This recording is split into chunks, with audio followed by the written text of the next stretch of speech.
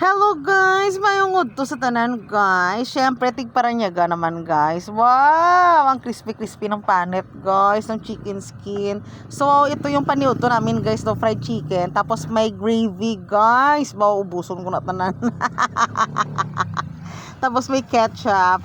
Tapos guys, alam nyo, yung fried chicken na ito guys, nagkikain ko, crispy talaga guys. Siguro kung prito man siguro ako nga panit guys, crispy man guro no.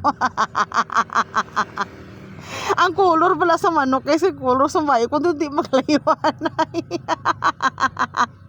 Pero actually, ang color sa baboy, di ba color pink? Tari nag-pink ko na. Ay, kung sabagay, alam ko kasi na magkain kami sa manukan guys, kaya nag-iilo ako.